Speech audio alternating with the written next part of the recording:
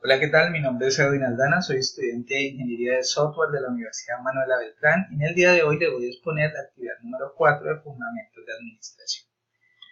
Entonces, nos piden el estudio de un caso sobre la identificación de los principios de administración y nos exponen que LH Constructores tienen planeado realizar una ejecución de una obra de 25 apartamentos, la cual va dirigida a 25 familias de estrato 4 con una duración de 3 años. Nos dice las características que van a tener esos apartamentos. Y nos dicen entonces que nosotros seremos los administradores de obra y debemos basarnos en los postulados del proceso administrativo para definir el manejo de las etapas de planeación de la obra y organización de la obra y su personal. Entonces, en primer lugar, quiero destacar de que este caso pues nos hace proyectarnos un poco en un caso real cuando tenemos que administrar una empresa sobre la cual no tenemos mayor conocimiento. En este caso nosotros podemos no tener mucho conocimiento en la parte de construcciones, pero si tenemos un adecuado conocimiento, unas bases sobre administración, podemos ver que la administración como ciencia se puede aplicar a cualquier empresa o a cualquier área, que es en este caso lo que vamos a ver. Entonces vamos directamente a ver el proceso administrativo como fue concebido, como lo he concebido, después de hacer el estudio del material del docente y de otro material pues que se consultó también en la base de datos de la Universidad Manuela Beltrán. Entonces, el proceso administrativo entonces lo vamos a presentar como un proceso cíclico, es decir, que no tiene un comienzo o un fin definido. Entonces, en este caso, si vamos a tratar de fijar un comienzo, ¿cierto? En ese proceso, yo creo que acá en el centro podrían estar las personas, porque siempre los procesos administrativos están enfocados hacia las personas, ¿cierto? Entonces, vamos a ver que la primera etapa que podemos concebir, y más en este momento que vamos a empezar una obra, pues sería la planeación. Esa planeación, en un momento voy a explicar que en este caso va a ser una planeación táctica. Hemos visto que había una planeación estratégica que era de alto nivel, donde definía muchos componentes de la organización o del proyecto en sí y pues tenía en cuenta unos aspectos macro. En este caso, como es una obra y nosotros vamos a ser los administradores de la obra, vamos a estar un poco más abajo, un nivel más abajo, y mucho más abajo está en el nivel operativo. No quiere decir que sea menos o más importante, lo que quiere decir es que están en esa secuencia en que se van originando. Es decir, si nosotros tenemos en cuenta cuando se crea un proyecto, una idea, un emprendimiento, una empresa, pues esas ideas, los primeros planes, los primeros planteamientos, las primeras evaluaciones se hacen primero, ¿cierto? Porque le corresponden a la alta dirección, a quienes tienen esa idea, que quiere crear la empresa, el que piensa qué voy a hacer, cómo lo voy a hacer, la misión, la visión, los objetivos. Y ya a un administrador le puede corresponder en este caso pues la parte ya de implementar esas políticas que se fijaron. Entonces la planeación de cualquier forma, al nivel que sea, siempre va a ser qué se va a hacer, ¿cierto? Vamos a ver luego el proceso ya que es la organización, que va a ser cómo se va a hacer, qué vamos a utilizar, cómo vamos a organizar las personas, qué estructuras, ¿cierto? Qué estrategias vamos a implementar. Y luego vamos a la dirección, que es lograr que se haga, es decir, implementar esa estrategia, hacer que esa estrategia funcione. Y luego vendría, que está muy ligada a la dirección, que es el control, que vendría evaluar los resultados, ¿cierto? Hacer los reajustes, hacer una nueva planeación y sigue el ciclo del proceso administrativo. Entonces, para este caso, habíamos pues hablado de que es una planeación táctica porque está un poco más abajo, es decir, vamos a trabajar en la obra, es decir, ya alguien pensó que el proyecto era viable, ya evaluó la viabilidad, ya tiene los recursos y dice, vamos a empezar esta obra y nos asignan a nosotros la tarea de organizar esa etapa, que viene siendo un proceso completo porque vamos a tener también que planear, vamos a tener que organizar, vamos a tener que dirigir, vamos a tener que evaluar y entregar los resultados. Entonces, primero que todo vamos a dirigir ese objetivo del proceso desde donde nosotros lo vemos, donde lo veo yo como administrador. Entonces, ya definido aquí, lo que yo tengo que hacer es, en resumidas cuentas, organizar un equipo, ¿cierto? Un equipo humano, técnico y los recursos financieros, capaz de construir 25 apartamentos en 3 años con calidad, eficiencia y eficacia. Es decir, los apartamentos tienen que quedar bien hechos, tenemos que dar buen uso de los recursos y tenemos que cumplir con los tiempos que nos están fijando. Para ello vamos a fijar entonces en primera etapa unos planes. Voy a ir un poco muy rápido porque el tiempo es muy corto y tenemos harto proceso que explicar. Entonces vamos a crear unos planes que son los que nos van a decir cómo lo vamos a hacer y nos van a definir los procesos que vamos a cumplir. Entonces vamos a hablar del plan de contratación de personal. ¿Quiénes vamos a contratar? ¿Qué personas? ¿Cuánto le vamos a pagar? ¿Qué perfiles deben tener? Un plan de compras para definir qué artículos vamos a necesitar, dónde los vamos a conseguir, cuál es la política para elegir a nuestros proveedores, cuál es el medio de autorización para saber qué y cómo y cuánto vamos a comprar. Un plan también de HSEQ que es muy importante, ¿cierto? HSEQ pues es la abreviación de Health, Safety, Environment and Quality, ¿cierto? Términos pues, en inglés que en español significan salud, seguridad, medio ambiente y calidad. Aspectos fundamentales en cualquier proyecto. Yo creo que como en medio están las personas, la salud de esas personas es muy importante, el cuidado de ellos, la seguridad para que no sufran accidentes, el cuidado del medio ambiente que redundará pues en toda la sociedad. Una obra de estas pues va a tener un impacto y por lo tanto nosotros tenemos que ser conscientes de ese impacto y tratar de minimizarlo. Y también la calidad pues para obtener productos que cumplan con los lineamientos esperados, tanto técnicos y en este caso pues legales, porque se trata de estructuras que tienen un impacto social. Entonces, para la organización vamos a ver un poco y vamos a recordar los postulados de Henry Fayol. Entonces, antes de fijar esta estructura, nos recordamos de que Henry Fayol nos decía que tenía que haber una jerarquía, que tenía que haber una división de funciones, que cada persona debe tener un jefe, ¿cierto?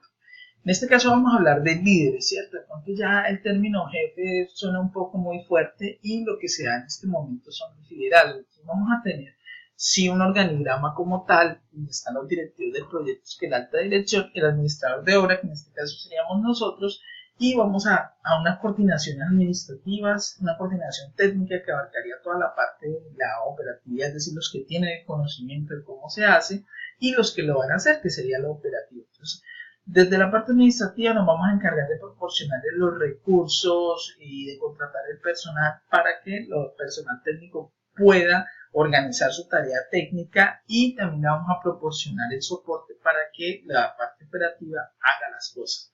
Pero van a haber dos áreas muy importantes que están un poco más arriba, no porque tengan una jerarquía mayor o mayor importancia, sino porque van a estar transversales a todos los procesos, que es la parte de seguimiento y control y la parte de HSEQ, que habíamos visto que está relacionada con la salud en el trabajo, con el medio ambiente y la calidad. Para asegurar esos procesos, para hacer la medición también, entonces está seguimiento y control.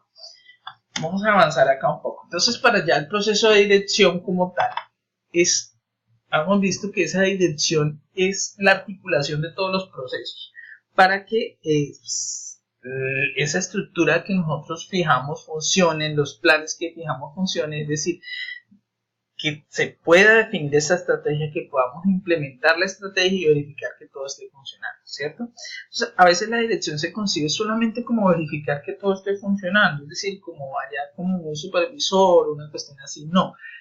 La dirección es una integración de todo, ¿cierto? Entonces, hay que tener unas políticas de dirección, así no sean formales, pero tenerlas muy en cuenta.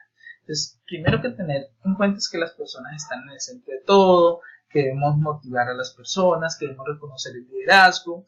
Y por último, un aspecto muy importante que yo quiero que se tenga muy en cuenta es que el cuidado y conservación del medio ambiente siempre será rentable. Cuando nosotros implementamos una estrategia que nos permite conservar el medio ambiente, a la vez nos va a ser rentable a nosotros. Si ahorramos energía, si ahorramos papel, todo eso va a ser bueno para el medio ambiente y rentable para nosotros.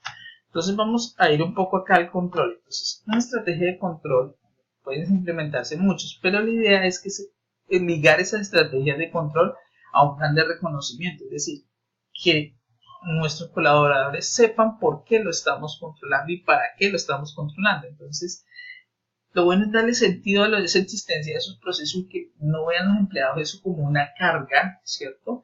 Como cuando uno le pone a hacer reportes o cuando se les da auditoría se ve como una carga, no, se vea como una opción de mejora y una opción también para reconocerle su trabajo, reconocerle sus ideas y ir mejorando. Entonces, vamos a pasar acá rápidamente a la pregunta que nos hacen, que es que si como administrador, ¿cierto?, llegáramos a aceptar unos materiales de menor calidad porque no lo propone un contratista, vamos a entregar material de menor calidad. Obviamente ahí pues se vería un beneficio económico, ¿cierto? Nadie haría algo así gratis. Vamos a ponernos en el supuesto de que se dio, que no debería suceder por la integridad con la que nosotros trabajamos y la que hemos sido formados, pero vamos a ver entonces qué pasaría si esa conducta se diera. Entonces primero vamos a tener en cuenta la ley 222 de 1995 que, bueno, en primer lugar, la Constitución Política, ¿cierto? Que la norma superior nos dice en el artículo 6 que los particulares respondemos ante las autoridades por infringir la Constitución y la ley. Entonces vamos a ver que hay unas leyes. En este caso la ley 222 del 95 que reformó el Código Civil, ¿cierto? Nos dice en el artículo 22 quiénes son los administradores. Acá es importante tener en cuenta que esta ley ya no se refiere al administrador como la profesión de administración que está regulada por otra ley, sino como las personas que tienen a cargo esa toma de decisiones que pueden decidir dentro de una compañía. Entonces ahí nos dice quiénes son los administradores, que pueden ser los representantes legales, que pueden ser los mismos directivos, miembros de la junta directiva, o los que los estatutos digan que tienen esa responsabilidad de toma de decisiones. Nos dicen los deberes, principalmente nos dice que debemos actuar de buena fe, ¿cierto? Que debemos procurar no utilizar esa información privilegiada que se tiene cuando se es administrador, ¿cierto? Y nos dice la responsabilidad. Entonces, las responsabilidades del administrador son muy importantes porque allí nos dice que se responde cuando por dolo o por culpa se cause daño a la sociedad, es decir, a la empresa, a los intereses de la empresa. Pero en este caso estamos hablando de un daño que va más allá porque se está, digamos, desviando el deber ser, que es utilizar materiales de calidad, bajando la calidad, lo cual puede tener unas consecuencias desastrosas, puede incluso hacer que la empresa se acabe y puede hacer que se pierdan vidas humanas. Entonces, en ese caso ya nos vamos un poquito al Código Penal y la Ley 599 del 2000 nos dice cuándo hay dolo y cuándo hay culpa. Básicamente esto va con la intencionalidad. Hay dolo cuando yo quiero hacer algo que sé que es contrario a la ley y aún así lo hago. Y lo hago bien sea porque yo lo hice o porque yo sé que puede suceder algo muy malo, pero yo pues lo dejo a la suerte, que suceda o no suceda. Y la culpa es por cuando, por mi desconocimiento, en este caso no aplicaría porque yo sé que los materiales son de menor calidad, ¿cierto? Pues por mi desconocimiento puedo llegar a causar un daño. Pero aún más este acto que dice de que me hicieron una propuesta de reducir los materiales de calidad, pues yo por aceptarla y el contratista por hacérmela, ya hay una conducta del 2011 que fijó el Estatuto Anticorrupción que, digamos, reformó el Código Penal y introdujo una nueva conducta que se llama corrupción privada, que está en el artículo 250A. Y dice que cuando, vamos a leerla acá que la tenemos a tópico, vamos a verla acá en el trabajo escrito, ¿cierto? Que dice que básicamente dice que ofrezca, conceda directivos, administradores, empleados, asesores de una sociedad o asociación una dádiva, es decir, que le ofrezca algo, cualquier beneficio no justificado para que favorezca a él o a un tercero en perjuicio de aquello incurriría en prisión de 4 a 8 años. Entonces vemos que es una conducta grave, tiene una sanción penal, pero podemos ir un poco más allá. ¿Qué pasa si por esos materiales, ¿cierto? Por esa conducta que yo desplegué, que puede de hacer que, o sea, de recibir unos materiales de inferior calidad, esa estructura se cae, mueren personas o son afectadas personas? Entonces, como administrador, por haber tomado esa decisión de recibir esos materiales de mala calidad, podría yo ser responsable a título de dolo, es decir, de un homicidio doloso. Ya estamos hablando de penas que van desde hasta 25 años de cárcel. Entonces, en este caso tenemos que definir que la administración es una responsabilidad social, porque cuando tomamos decisiones van a haber unas consecuencias. De ahí que debemos actuar siempre con ética y con responsabilidad frente a las decisiones que se toman, porque pueden afectar a otras personas. Eso es todo por hoy. Muchas gracias. Espero que haya sido claro mi explicación y igual anexo el trabajo escrito. pues define un poco más amplio la estrategia que se planteó dentro de estos fundamentos de administración. Muchas gracias.